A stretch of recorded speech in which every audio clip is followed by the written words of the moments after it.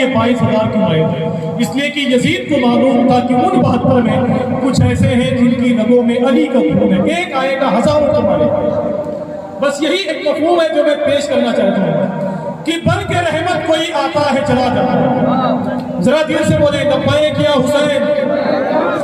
اگر آپ کے یہاں کے امام صاحب منع کر دیں کہ سرکار کی آمد کے موقع پر امام حسین کا ذکر نہ ہو تو انہیں استعفیٰ دے دیں کہ بن کے رحمت کوئی آتا ہے چلا جاتا ہے، اپنے دامن میں چھپاتا ہے چلا جاتا ہے، سخت پہرے میں بھی عباس علمدار وفا پانی چلوں میں اٹھاتا ہے چلا جاتا ہے، کہ سخت پہرے میں بھی عباس علمدار وفا پانی چلوں میں اٹھاتا ہے چلا جاتا ہے۔ بس آخری شعر پڑھتا ہوں اور میں بھی اپنے گھر کی طرف جانا چاہتا ہوں۔ پڑھ دوں آخری شعر؟ کتنے لوگ چاہتے ہیں؟ ذرا مل کے بولے سبحان اللہ، اور مل کے بولے سبحان اللہ، سبحان اللہ، ہے نا؟ ایک صاحب ہمارے گونڈہ شہر کی بہت برائی کر رہے تھے، شاعر تھے، تو میں نے ان سے کہا تھا کہ ہم جہاں پیدا ہوئے ہیں اللہ کا شکر ہے وہ بہت زرخیز زمین ہے جہاں سے بڑے بڑے لوگوں نے جنم لیا۔ انہوں نے کہا مجھے ایک نام بتائیے، میں نے کہا کہ علی سردار جعفری جیسے لوگ ہمارے گونڈہ میں پیدا ہوئے، اصغر گولوی جیسے لوگ ہمارے گونڈہ میں پیدا ہوئے، بیکل اساہی جیسے لوگ ہمارے گونڈہ میں پیدا ہوئے ہیں، اور خوشی کی بات تو یہ ہے کہ جگر مراد آبادی کی قبر آج بھی ہمارے گونڈہ میں بنی ہوئی ہے۔ تو اتنے بڑے بڑے لوگ اگر یہاں پیدا ہوئے ہیں تو میرے خیال سے میرا یہ شعر کمزور نہیں ہوگا انشاءاللہ۔ میں تو کہہ رہا ہوں کہ سب کو ہرا چادر پہنا کے کہیں رکھ دیجیے، بڑی جگہ ہوتی کہ بن کے رحمت کوئی آتا ہے چلا جاتا ہے۔ قاری صاحب بس آخری شعر کو ہاتھ پاؤں دبا کے پڑھ رہا ہوں، میں سمجھتا ہوں یہاں کے لوگ نہیں سن رہے ہیں لیکن میں ہاتھ پاؤں دبا کے انشاءاللہ پڑھوں دیکھیں۔ علامہ قاری ابوالکلام صاحب کا صابر پاک سے کسی نے پوچھا تھا کہ حضور کہ بن کے رحمت کوئی آتا ہے چلا جاتا ہے۔ صابر پاک سے کسی آدمی نے پوچھا تھا حضور یہ فنا اور بقا کیا ہے؟ صابر پاک نے ارشاد فرمایا تھا میرے انتقال کے بعد دونوں صاف ہوتے ہیں۔ دیکھیں کہ بن کے رحمت کوئی آتا ہے چلا جاتا ہے۔ دیکھتا ہوں کتنے لوگ وہاں پہنچتے ہیں جو کلیئر میں آرام کر رہے ہیں کہ بن کے رحمت کوئی آتا ہے چلا جاتا ہے، اپنے دامن میں چھپاتا ہے چلا جاتا ہے، سخت پہرے میں بھی عباس علمدار وفا پانی چلوں میں اٹھاتا ہے چلا جاتا ہے، اور میرے صابر وہ ولی ہے کہ جنازہ اپنا ہمیں خود ہی آتا ہے پڑھاتا ہے چلا جاتا ہے، کہ میرے صابر وہ ولی ہے کہ جنازہ اپنا خود ہی آتا ہے پڑھاتا ہے چلا جاتا ہے، خود ہی آتا ہے پڑھاتا ہے چلا جاتا ہے، جب بھی گرتا ہوں چلی آتی ہے طیبہ سے مدد، کوئی آتا ہے اٹھاتا ہے چلا جاتا ہے، کہ میرے سرکار کے صدقے میں بنی ہے بغض رکھتے ہو نبی سے تو یہ دنیا چھوڑو۔ اب ذرا ہاتھوں کو اٹھاؤ اور مل کے بولتے رہو میرے ساتھ، سرکار کی آمد، سرکار کی آمد، سرکار کی آمد۔ میں جانتا ہوں کہ پوری دنیا کو خوشی حاصل ہوئی ہے جب میرے حضور مکے میں پیدا ہوئے، وہ صرف ایک ہی ہے جسے تکلیف ہوئی ہے، اسے ابلیس کہتے ہیں۔ آج بھی جسے تکلیف ہوتی ہے میں اسے ابلیس ہی کہتا ہوں۔ ایک چوراہے پر ایک بورڈ لگا ہوا تھا، اسے وہابیوں نے اتارنے کے بعد تھانے میں جمع کر دیا۔ پولیس والوں سے کہا کہ اس میں ہمارے خلاف بری بری گالیاں لکھی ہوئی ہیں۔ جب پولیس والے نے اس بینر کو دیکھا تو اس کے اندر لکھا ہوا تھا نثار تیری چہل پہل، ہزاروں عیدیں ربیع الاول، سوائے ابلیس کے جہاں میں سبھی تو خوشیاں منا رہے ہیں۔ تو پولیس والے نے کہا کہ یار اس میں تو مسلمانوں نے اپنے پیغمبر کی تعریف کی ہے، تم کہہ رہے ہو ہمارے خلاف گالیاں لکھی ہوئی ہیں۔ تو اس وہابی مولوی نے کہا صاحب آپ نہیں سمجھتے ہیں، اس میں جہاں ابلیس لکھا ہوا ہے اس سے مراد ہم ہی لوگ، تو میں جہاں پہنچنا ہوں آپ کو انشاءاللہ وہی لے کے جاؤں گا، سب بولتے رہیں گے تو انشاءاللہ سب کا کام بن جائے گا۔ سمجھ گئے کہ خدا رسول کی محفل میں آنا پڑتا ہے۔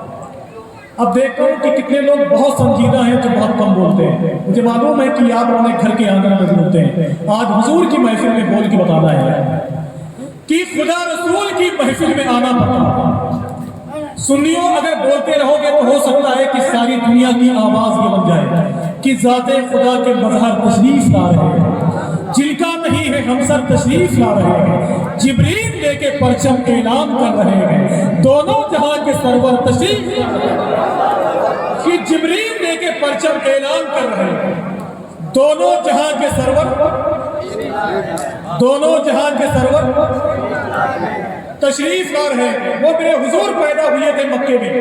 ایک آدمی نے کہا کہ مکے کے چوراہے پر کہ یار آج پورے مکے کی ہواؤں میں خوشبو ہے۔ کل تک میں نے جس آدمی کو دیکھا تھا کہ بیمار ہے، میں نے آج اسے گھر کے باہر ٹہلتے ہوئے دیکھا ہے۔ تو ایک آدمی نے کہا بیوقوف تجھے معلوم نہیں آج عبد المطلب کے گھر میں محمد ابن عبداللہ پیدا ہو چکے ہیں۔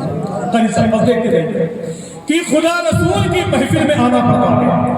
میں دیکھتا ہوں کہ جتنے لوگ بھکاری بن کر حضور کی بارگاہ میں جانتے ہیں، آج وہ کتنا بولتے ہیں۔ اگر ربیع النور شریف کے موقع پر اپنے نبی کی پیدائش مبارکہ کا اعلان نہیں کر سکتے تو پھر آنے والی نسلیں آپ کو بولنے نہیں دیں گی۔ میں نے اسی ہندوستان کی محفل میں جب حالات بہت خراب تھے تو میں نے ڈنکے کی چوٹ پر کہا تھا، نہ میں تحریک چھوڑوں گا، نہ میں قرآن چھوڑوں گا، نہ اس مٹی کو چھوڑوں گا، نہ یہ پہچان چھوڑوں گا۔ تمہیں کرنی ہے جتنی کوششیں کر لو مٹانے کی، ابے نہ میں اسلام چھوڑا ہوں نہ ہندوستان چھوڑا۔ تمہیں کرنی ہے جتنی کوششیں کر لو مٹانے کی، نہ میں اسلام چھوڑا ہوں نہ ہندوستان چھوڑوں گا۔ تو ذرا ہاتھوں کو اٹھائیں اور مل کے بولیں لبیک یا رسول اللہ، لبیک یا رسول اللہ۔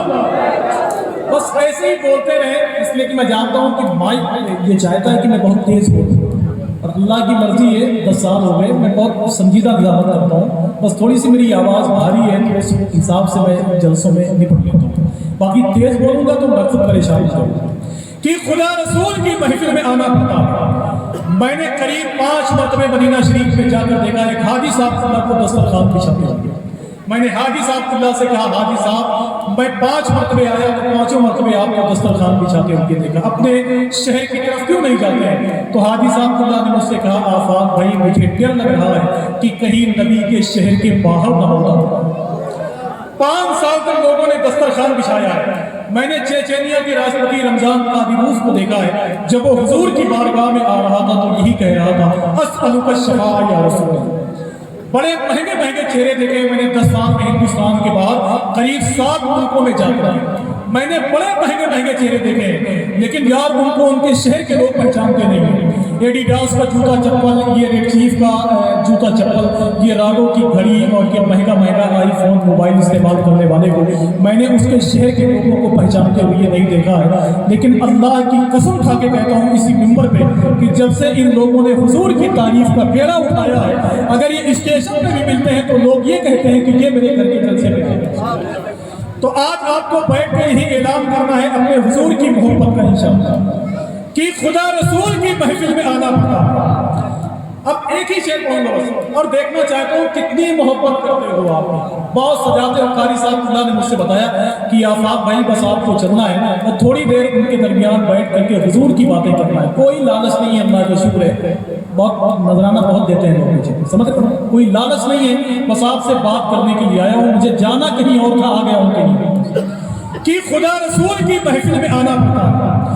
نصیب خود نہیں بنتا، بنانا پڑتا ہے، اور بڑے بڑوں کو مصیبت میں یا نبی کہہ کر در رسول پہ دامن بچھانا پڑتا ہے۔ کہ بڑے بڑوں کو مصیبت میں یا نبی کہہ کر در رسول پہ دامن بچھانا پڑتا ہے، بڑے در رسول پہ دامن بچھانا پڑتا ہے۔ اور قاری صاحب کو لوگ کتنی بھی محبت کر رہے ہیں، لیکن انہیں جب کبھی سفر کرنا ہوگا تو بیچ میں ایک راستہ آتا ہے، اسی راستے کو دنیا اہل بیت کہتی ہے، اسی راستے کو دنیا اہل بیت کہتی ہے، اسی راستے کو دنیا حضور کے گھر والوں کے نام سے یاد کرتی ہے۔